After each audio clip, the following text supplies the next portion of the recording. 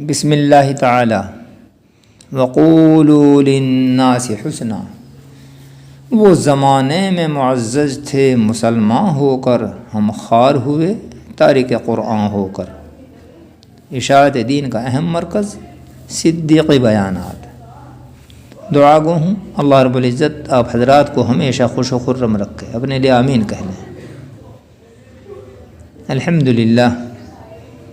للہ رب العالمین والعاقبۃ للمتقین والصلاة والسلام علی سید المرسلین محمد النبی الأمی وعلی آلہ واصحابہ وازواجہ وذریاتہ واہل بیتہ اجمعین برحمتک یا ارحم الراحمین۔ اما بعد، قال اللہ تعالی فی القرآن المجید: اعوذ باللہ من الشیطان الرجیم، یا ایہا الذین آمنوا کتب علیکم الصیام کما کتب علی الذین من قبلکم لعلکم تتقون۔ وقال تعالی: شہر رمضان الذی انزل فیہ القرآن ھدی للناس وبینات من الھدی والفرقان۔ صدق اللہ العظیم۔ اس ویڈیو میں رمضان المبارک اور رمضان المبارک کے روزوں کے متعلق عرض کروں گا۔ انتہائی متوجہ ہو کر سنیں، اپنے احباب کو بھی سنوانے کی کوشش کریں، اس لیے کہ دین کی بات دوسروں تک پہنچانا بھی صدقہ ہے۔ رمضان المبارک اللہ تعالیٰ کا خاص مہینہ ہے، خیر و برکت اور فضیلتوں کا مہینہ ہے، اور فرمان رسول صلی اللہ علیہ وسلم کے مطابق اس مبارک مہینے کا اول عشرہ رحمت ہے۔ اللہ رب العزت کی جانب سے اپنے بندوں پر بے شمار رحمتیں اس عشرے میں نازل ہوتی ہیں۔ دوسرا عشرہ مغفرت کا عشرہ ہے۔ خالق کائنات اپنے بندوں کے لیے مغفرت عام فرما دیتا ہے۔ تیسرا اور آخری عشرہ جہنم سے برأت کا ہے۔ بے شمار لوگوں کو رب دو جہاں رمضان المبارک کے آخری عشرے میں جہنم سے بری فرماتا ہے، آزاد فرما دیتا ہے۔ سامعین، رمضان المبارک میں جہنم کے دروازے بند کر دیے جاتے ہیں اور جنت کے دروازے کھول دیے جاتے ہیں، جنت کو سجایا جاتا ہے۔ دوسرے مہینوں کے مقابل اس مہینے میں ثوابات میں اضافہ کر دیا جاتا ہے۔ ایک فرض ادا کرنے کا ثواب 70 فرضوں کے برابر کر دیا جاتا ہے، اور نفلی عبادت کا ثواب فرض کے برابر کر دیا جاتا ہے۔ اور اسی لیے کہ مومن بندے شیاطین کے وساوس اور بہکاوے سے محفوظ رہ سکیں اور اللہ وحدہ لا شریک کی اس مبارک مہینے میں زیادہ سے زیادہ عبادت کر سکیں، سرکش شیاطین کو جکڑ کر قید کر دیا جاتا ہے۔ یہی تو وجہ ہے کہ رمضان المبارک میں عموماً نماز اور دیگر عبادات میں اضافہ ہو جاتا ہے۔ صدقہ خیرات اور دوسروں کی خیر خواہی اور ہمدردی میں دلچسپی بڑھ جاتی ہے، اور اسی مہینے میں شب قدر عطا فرما کر امت محمدیہ صلی اللہ علیہ وسلم پر اللہ رب العزت نے احسان عظیم فرمایا ہے۔ شب قدر کی عبادت 83 سال کی عبادت سے بھی زیادہ بڑھ کر ہے، جس کے متعلق قدر تفصیل سے دوسری ویڈیو میں بیان کروں گا۔ دھیان رہے کہ یہ نعمت دوسری امتوں کو نہیں دی گئی۔ اور اس مہینے کی فضیلت یوں بھی ہے کہ خالق ارض و سما نے اپنی مقدس کتاب، آخری کتاب، قیامت تک رہنے والی کتاب قرآن کریم کو لوح محفوظ سے آسمان دنیا پر رمضان المبارک میں ہی نازل فرمایا، جس میں لوگوں کے لیے ہدایت ہے اور اس میں کھلی نشانیاں ہیں۔ اور سامعین، قرآن کریم کی تلاوت پر بہت بڑا اجر و ثواب ہے۔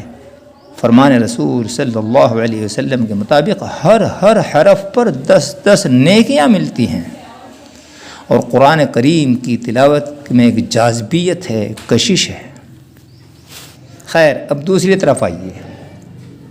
روزہ بہت ہی اہم اور بے ریا عبادت ہے۔ میں روزے سے ہوں یا نہیں، دوسرے کو علم ہو ہی نہیں سکتا۔ روزہ بے ریا ہونے کی وجہ سے ہی روزے کی اتنی بڑی فضیلت ہے کہ خالق کائنات قادر مطلق نے حدیث قدسی میں ارشاد فرمایا کہ روزہ میرے لیے ہے اور اس کا بدلہ میں خود دوں گا، یا اس کا بدلہ میں خود ہوں۔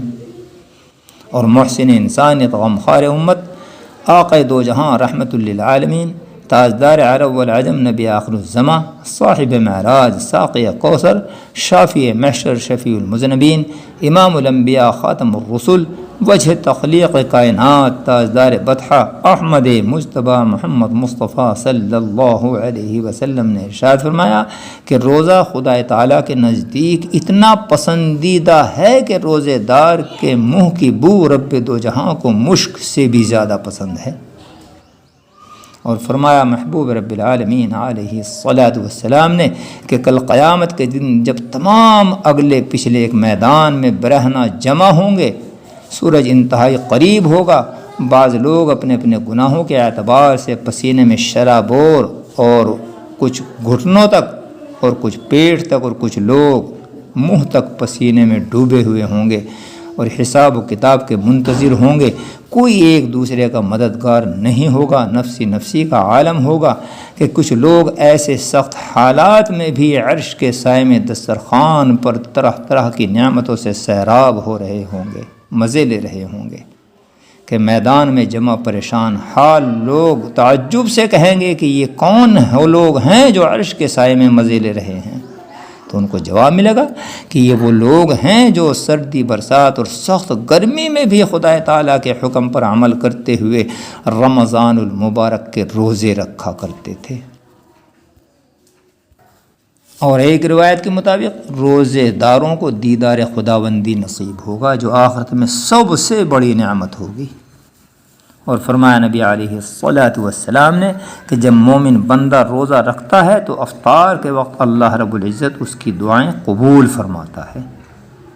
سامعین، روزے دار کے منہ پر ایک عجیب طرح کی تر و تازگی اور مسرت کی لہریں نمایاں ہوتی ہیں، جبکہ بے روزے داروں کے چہرے سے نحوست ٹپکتی ہے۔ خیر، فرمان رسول صلی اللہ علیہ وسلم کے مطابق اسلام کی بنیاد 5 چیزوں پر ہے، انہی میں سے ایک روزہ بھی ہے۔ نماز، حج و زکوٰۃ کی طرح روزے کا حکم بھی اللہ رب العزت نے قرآن کریم میں فرمایا۔ پروردگار عالم نے حکم دیا، اعلان فرمایا، اے ایمان والو، تمہارے اوپر روزے فرض کیے گئے ہیں، اور یہ نہیں کہ یہ سخت عبادت صرف تمہارے ہی اوپر فرض کی گئی ہے، بلکہ تم سے پہلے لوگوں پر بھی روزے فرض کیے گئے تھے۔ سامعین، تمام اقوام پر روزے فرض رہے، بھلے ہی ان کی تعداد اور نوعیت کچھ بھی رہی ہو، اور دیگر اقوام میں آج بھی ان کا چلن موجود ہے۔ اور آگے باری تعالیٰ نے صاف فرما دیا کہ روزے رکھوا کر ہمارا مقصد تمہیں بھوکا پیاسا مارنا یا پریشانی میں ڈالنا نہیں ہے، بلکہ ہمارا مقصد یہ ہے کہ تم پرہیزگار بن جاؤ، اس لیے کہ ان اکرمکم عند اللہ اتقاکم، بے شک ہمارے نزدیک مکرم اور عزت والا وہی ہے جو متقی ہے، پرہیزگار ہے۔ ہمارے ہاں حسب و نسب، مالداری اور حکمرانی نہیں دیکھی جاتی، ہمارے ہاں صرف تقوی دیکھا جاتا ہے، متقی ہی کو عزت ہے۔ رمضان المبارک کا چاند نظر آ جانے یا چاند کی تصدیق ہو جانے کے بعد ہر مسلمان عاقل بالغ مرد عورت پر 1 مہینے کے روزے فرض ہیں۔ اور جیسا کہ جناب رسول اللہ صلی اللہ علیہ وسلم نے نماز کے بارے میں بچوں کے متعلق ارشاد فرمایا کہ جب بچہ 7 برس کا ہو جائے تو اس سے نماز پڑھواؤ، اور جب 10 سال کا ہو جائے تو نماز نہ پڑھنے پر اس کو تنبیہ کرو، اس کو مارو۔ اسی کے تحت میں علماء اور فقہاء فرماتے ہیں کہ اس حدیث کو روزے کے بارے میں بھی تصور کر لیں، یعنی جب بچہ 7 سال کا ہو جائے تو اس کو روزے رکھوانے کی عادت ڈالنا شروع کر دیں، رمضان مبارک میں 1-2 روزہ رکھوا دیں، اور اسی طرح ہر سال روزوں کی تعداد بڑھواتے رہیں، اور بتدریج جب بچہ 10 سال کا ہو جائے تو پورے مہینے کے روزے رکھوانے کی حتی الامکان کوشش کریں۔ لیکن افسوس ہے کہ آج ہم نے دین میں بھی رسومات داخل کر لی ہیں۔ جب تک بچے کا پہلا روزہ رکھوانے کی رسم کا ہمارے پاس انتظام نہ ہو جائے، عزیز و اقارب کی دعوت کی وسعت نہ ہو جائے، ہم بچے کو روزہ رکھنے کی اجازت ہی نہیں دیتے، بھلے ہی وہ ضد بھی کر رہا ہے، اور چاہے وہ 12-14 سال کا ہی ہو جائے۔ سامعین، بچوں کی دینی تربیت والدین پر لازم ہے، لہٰذا ضروری ہے کہ ہم رمضان المبارک کے روزے رکھنے اور اپنے ماتحتوں کو رکھوانے کی پوری توجہ کے ساتھ کوشش کریں۔ چھوٹے بچوں کے علاوہ ہمارے گھروں میں کوئی بھی بے روزہ نہ رہے، البتہ مجبور ہو تو تاخیر کی اجازت ہے۔ سامعین، خدا تعالیٰ اپنے بندوں پر بہت ہی زیادہ مہربان ہے، اسی لیے اللہ رب العزت نے یہ بھی ارشاد فرمایا کہ البتہ اگر تم مریض ہو اور شدت مرض سے روزہ نہ رکھ سکو، یا روزہ رکھنے سے مرض بڑھنے کا اندیشہ ہو، یا اگر تم سفر میں ہو اور سفر کی صعوبت کے سبب روزہ رکھنے میں دشواری ہو، یا دوسری کوئی اہم مجبوری ہو، تو ان حالتوں میں روزے کو مؤخر کر لو، یعنی جو روزے چھوٹ جائیں ان کو بعد میں رکھ لو۔ اور یہی حکم عورتوں کے مخصوص ایام میں بھی ہے، اس لیے کہ پروردگار عالم تمہارے اوپر دشواری نہیں چاہتا بلکہ آسانی چاہتا ہے۔ سامعین کرام، ان معروضات پر ہمیں دل کی گہرائی سے انتہائی غور کرنے کی ضرورت ہے کہ رحمان الرحیم نے ہمارے اوپر کتنی آسانیاں فرما دی ہیں۔ اسی کے ساتھ ساتھ رہبر اعظم حضرت محمد مصطفیٰ صلی اللہ علیہ وسلم نے یوں ارشاد فرمایا کہ روزہ صرف اسی کا نام نہیں ہے کہ صبح صادق سے غروب آفتاب تک کھانے پینے اور نفسانی خواہشات سے بچا رہے، بلکہ پورے جسم کے متعلق روزہ ہے۔ آنکھ کا روزہ ہے، کان کا روزہ ہے، زبان کا روزہ ہے، ہاتھ اور پیروں کا بھی روزہ ہے، یہاں تک کہ دل کا بھی روزہ ہے۔ روزے کی حالت میں آنکھ کسی غلط جگہ پر نہ پڑے، زبان سے کوئی بری بات نہ کہے، کان سے کسی کی غیبت یا بری بات نہ سنے، ہاتھوں سے کوئی ناجائز کام یا کسی کے اوپر ظلم نہ کرے، پیروں سے کسی برے کام یا ناجائز کام کے لیے چل کر نہ جائے، اور دل میں غلط اور بیہودہ وساوس کو بھی داخل نہ ہونے دے۔ حلال اور طیب رزق سے سحری کھائے اور اسی سے افطار کرے، تب حقیقی روزہ ہے۔ اور ایسے روزے دار کو دو خوشیاں نصیب ہوتی ہیں، ایک افطار کے وقت اور دوسری خوشی اس وقت نصیب ہوگی جب آخرت میں دیدار خداوندی نصیب ہوگا۔ سبحان اللہ، انتہائی خوش نصیب ہیں وہ لوگ جو رمضان المبارک کے روزے کما حق رکھتے ہیں، اور انتہائی بدقسمت ہیں وہ لوگ جو رمضان المبارک میں بھی دیگر مہینوں کی طرح کھلم کھلا جانوروں کی طرح کھاتے پیتے پھرتے ہیں۔ سامعین کرام، آج کل دین سے دوری اور بے شرمی انتہا کو پہنچ چکی ہے۔ ایک وقت تھا کہ رمضان کے مہینے میں کسی مسلمان کی موجودگی میں اگر کوئی غیر مسلم بیڑی سگریٹ وغیرہ جلا لیا کرتا تھا تو دوسرا غیر مسلم ہی اس کو متنبہ کر دیا کرتا تھا کہ سگریٹ مت پی، مسلمانوں کا روزہ ہے، اس مسلمان کو تیرے اس عمل سے کراہت ہوگی، اور وہ شرمندگی کے ساتھ فوراً عمل کرتے ہوئے اس کو پھینک دیا کرتا تھا۔ لیکن آج تو مسلمان خود ڈھٹائی کرتا ہے اور اعلان کھاتا پھرتا ہے، جبکہ بعض جاہل لوگ کہہ دیتے ہیں کہ جب خدا سے پردہ نہیں تو بندوں سے کیا پردہ۔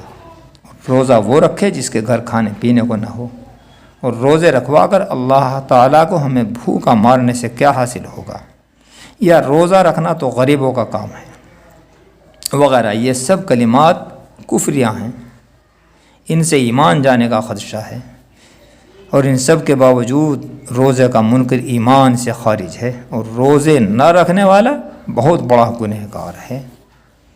سامعین کرام، اسلام میں عید اہم خوشی اور اہم تہوار ہے، اور نماز عید الفطر خدا تعالیٰ کا شکرانہ ہے، جیسا کہ اس موقع پر رمضان المبارک میں روزے رکھنے والے مومنوں کی مغفرت اور بخشش کر دی جاتی ہے۔ خداوند قدوس فرشتوں سے فرماتے ہیں کہ جو سپرد کردہ مزدوری کا کام پورے طور سے انجام دے دے اس کا بدلہ کیا ہے؟ فرشتے عرض کرتے ہیں کہ باری تعالیٰ اس کا بدلہ تو یہ ہے کہ اس کو بر وقت پوری مزدوری دے دی جائے۔ اللہ رب العزت فرماتے ہیں کہ میرے بندوں نے میرے حکم کے تحت میری خوشنودی کے لیے، میری رضا کے لیے پورے رمضان المبارک کے مہینے کے روزے رکھے، لہٰذا تم گواہ رہو کہ آج عید کے دن میں نے ان کے روزوں کی قبولیت کے ساتھ ساتھ ان کی مغفرت کر دی، اور آج کے دن میں نے ان کو گناہوں سے پاک صاف کر دیا اور میں ان سے راضی ہو گیا۔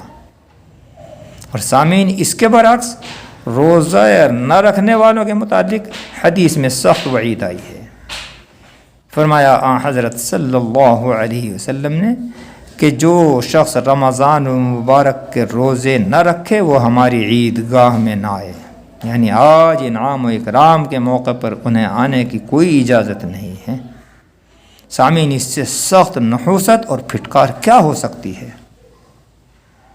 لہٰذا ان معروضات کے بعد ہمیں پورے رمضان المبارک کے روزے رکھنے کی حتی الامکان کوشش کرنی چاہیے۔ یا اللہ ہمیں توفیق عطا فرما، اس مبارک مہینے کی ہمیں قدردانی کی توفیق بخش، آمین یا رب العالمین۔ وآخر دعوانا ان الحمد للہ رب العالمین۔ پوری ویڈیو سننے کا شکریہ، عمل پیرا ہو کر عند اللہ ماجور ہوں۔ اور اگر آج تک آپ میرے اس چینل صدیقی بیانات سے منسلک نہیں ہوئے تو میری حوصلہ افزائی کی مد نظر اس چینل کو سبسکرائب کر کے صدیقی بیانات سے منسلک ہو جائیں، جڑ جائیں، ساتھ میں ظاہر ہونے والی گھنٹی کو بھی دبا دیں، اور اس کے بعد یہ گھنٹی 3 شکلوں میں ظاہر ہوگی۔ سب سے اوپر 2 پنکھوں والی گھنٹی کو بھی ٹچ کر دیں۔ آپ کے اس عمل سے میری طرف سے جاری کردہ ہر نئی ویڈیو سب سے پہلے آپ کو دستیاب ہوگی، اور آپ اسی طرح فیض یاب ہوتے رہیں گے۔ اور ہاں، اگر آپ صدقہ جاریہ کا ثواب بھی چاہتے ہیں تو اس ویڈیو کو اپنے متعلقین کے ساتھ میں شیئر کر دیں، عند اللہ آپ کو ثواب جاریہ حاصل ہو جائے گا انشاءاللہ۔ کمنٹ میں اپنے رائے کا اظہار فرماتے رہیں، اور اگر آپ میری دیگر ویڈیوز بھی سننا چاہتے ہیں تو الصدیق دینی چینل اور صدیقی بیانات سرچ کر کے سن سکتے ہیں۔ دعائے خیر میں یاد فرماتے رہیں، جزاکم اللہ۔ زندگی بخیر رہی تو اگلی ویڈیو کے ساتھ پھر ملاقات ہوگی انشاءاللہ۔